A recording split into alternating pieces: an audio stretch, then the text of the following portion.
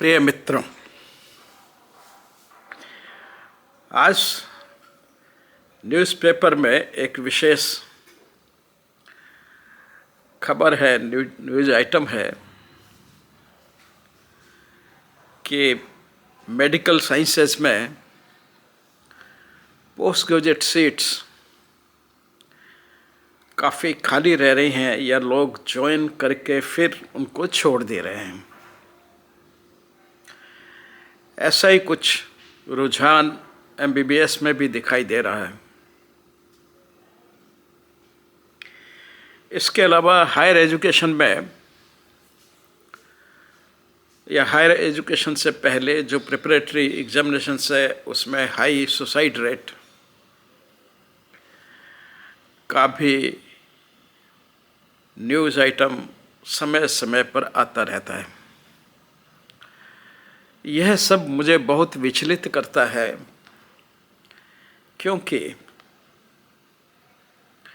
यह सब युवा यूथ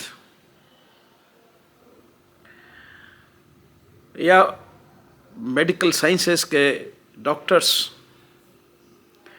यह सब हमारे लिए बहुत महत्वपूर्ण है और हमारे फ्यूचर बनाने में, यानी भारतवर्ष के फ्यूचर में कंट्रीब्यूशन करने में इनका सबसे अत्यधिक हाथ होगा। इसलिए उन पर विशेष ध्यान देने की आवश्यकता है।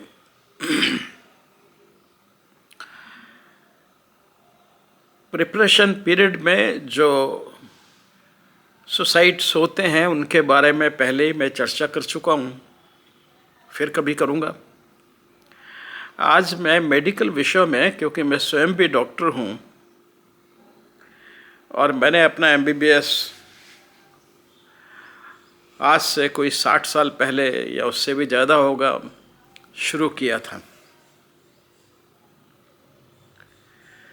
उस समय भी मेरे मस्तिष्क में कई प्रश्न उठते थे मेडिकल करिकुलम एवं ट्रेनिंग को लेकर के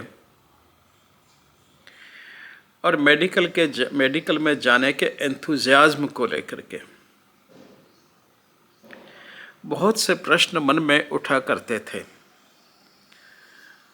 और मैं देख रहा हूँ बहुत से विभिन्न प्रकार के आर्टिकल इस विषय पर पढ़कर लगता है कि हमने उसके समाधान करने में कोई बहुत ज़्यादा परिवर्तन नहीं किया है। हमारे यहाँ भी नहीं, बाहर विदेशों में भी मेडिकल एजुकेशन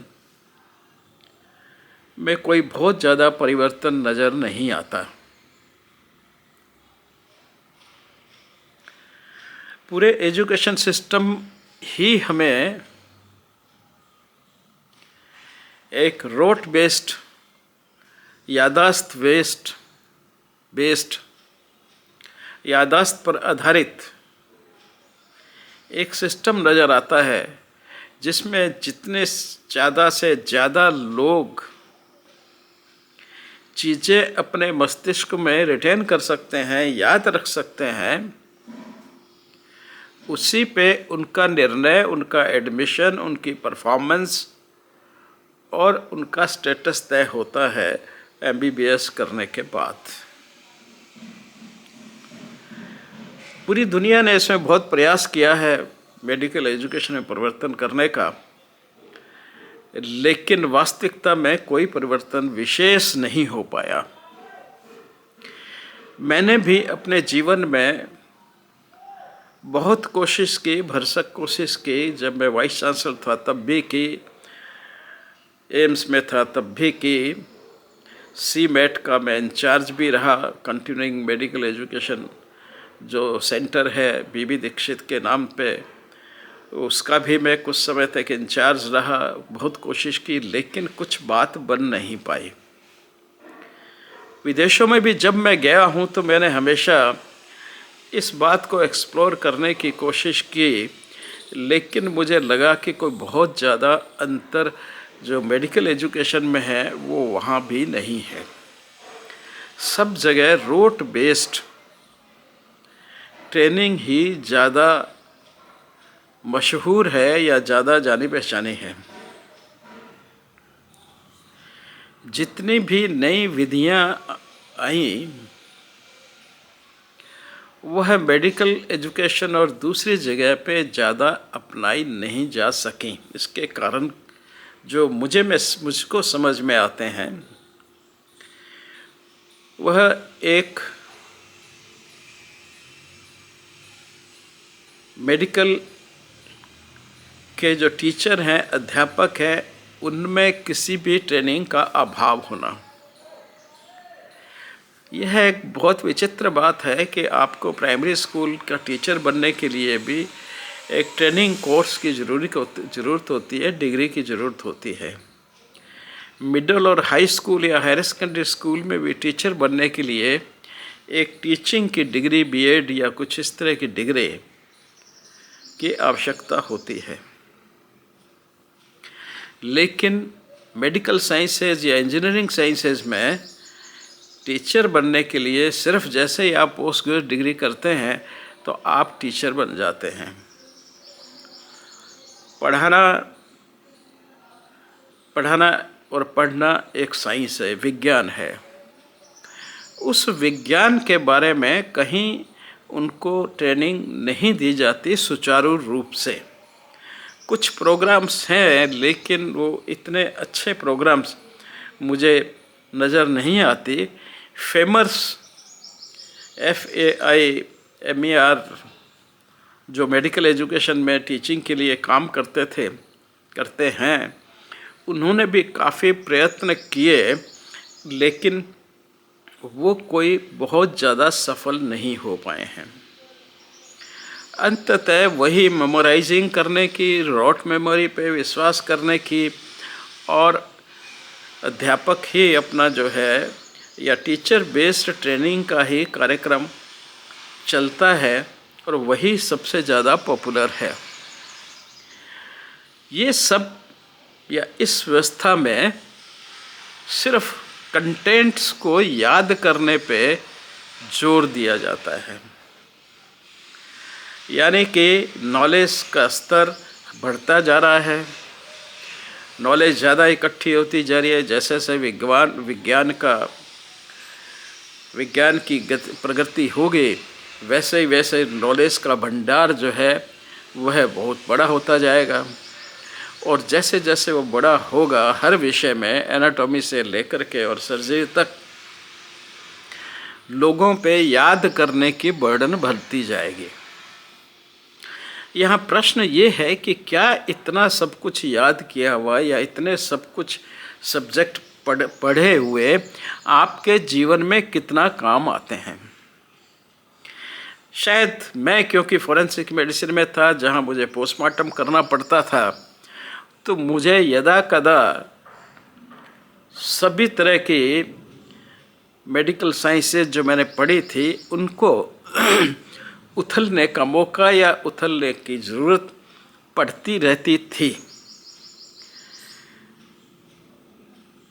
लेकिन बहुत से दूसरे विषयों में जहाँ पे उनकी सारे कार्यकलाप बहुत सीमित और निमित्त हो जाती है, वहाँ शायद इस सब की आवश्यकता नहीं पड़ती। जैसे ऑप्थेमोलॉजिस्ट है, आँखों का डॉक्टर है, या कान ENT का डॉक्टर है, या ऑर्थोपेडिक सर्जन है, या इवन जो जनरल मेडिसिन का डॉक्टर है, या सर्जरी में भी आज अलग अलग विभाग हो गए। कोई खाली हार्ट देखता है, कोई खाली किडनी देखता है, कोई खाली रेस्पिरेटरी सिस्टम को देख रहा है। तो इतना स्पेशलाइजेशन, सुपर स्पेशलाइजेशन होने के बाद में बहुत सीमित क्षेत्र का ज्ञान ही आप अपने उपयोग में लाते हैं और बाकी का सारा ज्ञान जो आपने 5-6 साल में अर्जित किया अपनी MBBS के टाइम में, वह कहीं किसी कोने में वेस्ट पड़ा रहता है और धीरे धीरे वह भूल जाता है। हाँ, कभी आवश्यकता पड़ने पे जब आप उन्हीं किताबों को उथलते हैं तो पुराने मेमोरी सेंटर्स में कुछ मैसेजेस पड़े रहने के कारण, इन्फॉर्मेशन पड़े रहने के कारण में थोड़ी आसानी ज़रूर होती है, लेकिन मेरा ऐसा ख्याल है वह बिना कहीं उसके भी रिकॉल की जा सकती है या उसको पढ़ा जा सकता है। जितनी डिटेल में ये सब सब्जेक्ट पढ़ाए जाते हैं मेडिकल साइंसेज में, उनकी मुझे कोई आवश्यकता नज़र नहीं आती है। मैं नहीं समझता कि एक आँख के डॉक्टर, आई सर्जन को कोई कार्डियोलॉजी की उस तरह से आवश्यकता पड़ेगी जैसे एक कार्डियोलॉजिस्ट या पेशेंट को मैनेज करने के लिए ज़रूरत पड़ती है। यानी कि बहुत कुछ हम ऐसा सीखते हैं इतने सालों में जिसकी हमें आवश्यकता नहीं पड़ती, और जो वास्तवतः हमारे उस पीरियड में हमको अननेसेसरली उसमें पढ़ाया गया था या ज़बरदस्ती हमने उसको याद किया था, अपना समय उसमें लगाया था, और बहुत ही हमने अपने जो इंटेलिजेंस है, मेमोरी है, उसको उसमें काफ़ी खपाया था, जो बाद में ज़्यादातर लोगों के कुछ उपयोग में नहीं आता, उस सीमा तक जो हमने सीखा होता है। अब प्रश्न उठता है कि क्या करना चाहिए। पूरा मेडिकल करिकुलम, इसको रिवाइज करने की आवश्यकता है, दोनों अंडर ग्रेजुएट और पोस्ट ग्रेजुएट लेवल पर। इस सारे लेवल पे हमें इसको रिवाइज करने की आवश्यकता है। हमारे ऑब्जेक्टिव जो हैं, हर चैप्टर के लिए, हर लेक्चर के लिए, हर कोर्स के लिए, हर डिग्री के लिए अच्छे ढंग से सेट करने की आवश्यकता है। सेट ही नहीं करना, उसके लिए जो पढ़ाने की व्यवस्थाएँ हैं, व्यवस्था है, पढ़ाने के लिए जो तरीके हैं, जो मेथडोलॉजी है, वह भी हमें इन्वेंट करके और हर चैप्टर के लिए, हर पार्ट के लिए उसको नए तरीके से रिवाइज करने की आवश्यकता है। मैंने जिस यूनिवर्सिटी में था बहुत कोशिश की, लेकिन इसका जो विरोध है, जो ट्रेडिशनल टीचर्स लोग हैं, वो इतना ज़्यादा करते हैं कि आप सक्सेसफुल नहीं हो पाते हैं। वो विरोध इसलिए करते हैं कि उनका मानना होता है कि हमारे सब्जेक्ट पे जो टीचिंग आवर्स है वो कम हो जाएंगे। जब टीचिंग आवर्स हैं कम हो जाएंगे तो बच्चे हमको कम जानेंगे, हम पे कम ध्यान देंगे, मेरे सब्जेक्ट को कम पढ़ेंगे, इसलिए उनकी महत्ता भी कम हो जाएगी।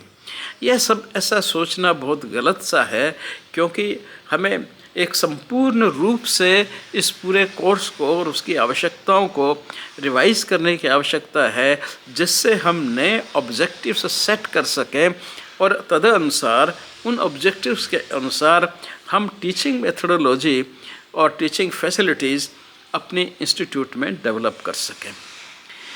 लेकिन इस सब का अभाव है, मेडिकल में ही नहीं, बाकी सब जितनी भी ब्रांचेज हैं, साइंस की या फिर लॉ की या जो अपने सोशल साइंसेज एटसेट्रा है, सब जगह इस अभाव को देखा जाता है। एजुकेशन में ओवरऑल बहुत से परिवर्तन की आवश्यकता है, लेकिन जब तक लोग पुरानी परंपरा से ही उसमें आएंगे तो वही उसको पढ़ाएंगे, वही उनको अच्छा लगेगा और वही वो उसको रिवाइज भी करेंगे। मैंने SGT यूनिवर्सिटी में एक सेंटर बनाया टीचिंग टेक्नोलॉजी के लिए कि कैसे पढ़ाना होता है। देखिए, बच्चे को अलग तरीके से पढ़ाया जाता है, एडोलसेंट को अलग तरीके से पढ़ाने की ज़रूरत है, एडल्ट को अलग तरीके से पढ़ाने की ज़रूरत है, और जो मैच्योर्ड पीपल हैं, जो मैच्योरिटी में हैं, उनको पढ़ाने की अलग तरीके से आवश्यकता है। उस सब को समझते हुए मैंने एक सेंटर शुरू किया। मुझे नहीं मालूम कि वो अभी चल रहा है कि नहीं चल रहा है या किस स्थिति में चल रहा है, लेकिन मुझे कहीं से कोई संयोग नहीं हुआ और मेरा सबसे बड़ा मुझे दुख तब हुआ जब उसके इनॉग्रेशन के लिए मैंने director general of health sciences जो उस वक्त थे उनको बुलाया गया एसजीटी यूनिवर्सिटी में उसके इनॉग्रेशन के लिए। तो उनके कमेंट भी कोई बहुत ज़्यादा पॉजिटिव नहीं थे। मुझे बिल्कुल समझने में देर नहीं लगी कि उनका एजुकेशन के ऊपर कोई आधार नहीं है, या एजुकेशन टेक्नोलॉजी या एजुकेशन मेथोडोलॉजी कुछ भी आप नाम दे दीजिए, उससे संबंधित उनका कोई विशेष अंडरस्टैंडिंग नहीं है। तो जब तक ये अंडरस्टैंडिंग लोगों में नहीं आएगी, हम ऐसे ही मेडिकल कॉलेज चलाते जाएंगे, ऐसे ही ट्रेनिंग चलाते जाएंगे और उसी तरह के डॉक्टर्स निकलते भी जाएंगे, लेकिन मासेज में कोई परिवर्तन नहीं आएगा। मैं दूसरी बात जिससे मैं बहुत संबंधित हूँ और जिसको बहुत मैं सीरियसली ले रहा हूँ वो है आज के नए मेडिकल कॉलेजेस का। जहाँ तक नए मेडिकल कॉलेजेस का प्रश्न है, जो डिस्ट्रिक्ट लेवल पे खोले गए हैं वो बिल्कुल ठीक है, बहुत ही अच्छा निर्णय है। ये भोर कमेटी का इनडायरेक्टली इम्प्लीमेंटेशन सा है और इससे मुझे बहुत ही प्रसन्नता है। हर मेडिकल कॉलेज, हर डिस्ट्रिक्ट लेवल के हॉस्पिटल को एक मेडिकल कॉलेज में जो कन्वर्ट करने का विचार है ये बहुत ही श्रेष्ठ है, लेकिन उसके साथ कुछ जो हैं कुछ चीज़ें समझने की बहुत आवश्यकता है। वो ये कि साथ साथ में ही जो मेडिकल एजुकेशन की साइंस है, जो एजुकेशन की टेक्नोलॉजी है, मेडिकल एजुकेशन टेक्नोलॉजी जिसे हम कह सकते हैं, उसको भी रिवाइज करने की आवश्यकता है। और दूसरा, जो प्राइवेट मेडिकल कॉलेज मशरूम किए हैं पिछले दशकों में, उनको भी ठीक से गाइड करने की आवश्यकता है, क्योंकि ज़्यादातर उसमें वो लोग आए हैं जिनको पैसा कमाने की बहुत लालसा थी। ऐसे ही लोग आए हैं, कोई भी दिमागदार जिसे कह सकते हैं या कोई इमोशनल व्यक्ति या बहुत समझदार व्यक्ति इसमें नहीं आए हैं। तो वो सब पैसा कमाने की दृष्टि से उन्होंने इन कॉलेजेस को एस्टेब्लिश किया है, दोनों मेडिकल कॉलेज भी और एकेडमिक कॉलेज भी, और उनका सारा ध्यान उन्हीं प्रक्रियाओं पे है जिससे वो पैसा कमा सकें। और बहुत बार वो अपने छात्रों का अपनी विम्स एंड फैंटेसीज से नुकसान करते हैं। मैं जानता हूँ, मेरे ही एक स्टूडेंट को जिस यूनिवर्सिटी में वाइस चांसलर था इतना परेशान किया गया, और जिससे मैं खुद भी बहुत परेशान महसूस हुआ, क्यों कि मैं हमेशा अपने स्टूडेंट्स के साथ में अन्याय को कभी सहन नहीं किया मैंने, और न ही मैं इसको कर पाता हूँ। तो मैं भी थोड़ा सा उससे विचलित हो गया। लेकिन वो सारा का खेल जो है, वो जो यूनिवर्सिटी के मालिक थे, क्योंकि उनकी और विम्स फैंटेसीज में वह छात्र ठीक नहीं बैठ रहा था, तो उन्होंने उससे एक दुश्मन का सा व्यवहार करना शुरू किया, और जिससे उसका करियर समाप्त हुआ और अंततः उस यूनिवर्सिटी से उसको डिग्री नहीं मिल पाई। तो यह एक बड़ी ही घटिया जिसे कह सकते हैं घटना है। लेकिन सबसे बड़ा प्रश्न ये है कि इस सब को करेक्शन के लिए या इसको सुधारने के लिए कहीं भी कोई कंप्लेंट का या कहीं से भी इस प्रॉब्लम को सोल्व करने का कोई साधन गवर्नमेंट की तरफ से नहीं है। ये सारी प्राइवेट यूनिवर्सिटीज़ या प्राइवेट मेडिकल कॉलेज वो बिल्कुल स्कॉट फ्री जिसे कहते हैं अपने विचारों से चल रहे हैं, न उन पे कोई किसी तरह का रेगुलेशन है, न उनकी तरह पहले भी नहीं था। जो पुरानी MCI थी उस वक्त भी नहीं था, वो MCI अपने आप में कुछ काम नहीं कर पा रही थी। अब भी मुझे लगता है कि जो MNC बनी है कोई विशेष अत्यधिक काम नहीं कर रही, अच्छा काम नहीं कर रही, मुझे ऐसा कोई नज़र नहीं आ रहा, क्योंकि जो बेसिक फैक्टर है उनको अभी तक उनका कोई समाधान वो नहीं निकाल पाए हैं। यह एक बहुत सीरियस मैटर है जिस पे बहुत ही बैठ करके और सोचने की आवश्यकता है। राइट एडमिशन से लेकर के और स्पेशलिस्ट और सुपर स्पेशलिस्ट बनने तक सारी व्यवस्था को बहुत ही जांचने की परखने की और उसमें सुधार लाने की बहुत बहुत गुंजाइश है। जैसा कि आज अखबार में निकला है कि इट इज़ ए चैलेंज। हाँ, ये वास्तव में एक चैलेंज है, लेकिन ऊपर बैठे लोग जिन्होंने निर्णय लेने हैं वो इस बात को समझे तो। इतनी अंदर गुटबाजी है, इतनी ज़्यादा अंदर पॉलिटिक्स चलती है हिंदुस्तान में हर चीज़ में, कि कोई भी आइडिया तब तक नहीं पनप सकता, कोई भी आइडिया आपका तब तक उसको इम्प्लीमेंट नहीं किया जा सकता जब तक कि आप उस इंस्टीट्यूशनल और इन जनरल जो पॉलिटिक्स है उसमें इन्वॉल्व नहीं होते। अन्यथा आपके विचार लोग लेक्चर्स में सुन लेंगे, कुछ जगह पे ताली बजा देंगे, इससे ज़्यादा उसका कोई असर नहीं होता। मैं प्रार्थना करूँगा भी मोदी जी की गवर्नमेंट से कि भाई आप कुछ इस तरफ देखें और कुछ इसको सुधारने का प्रयत्न करें। बहुत गुंजाइश है सुधार होने की, बहुत संभावनाएं हैं सुधार करने की इस सिस्टम में, और इसको इंटरनेशनल पैरेलल करने के लिए, उनके बराबर करने के लिए। और मैं सोचता हूँ कि यह गवर्नमेंट इस पर ज़रूर ध्यान देगी। धन्यवाद।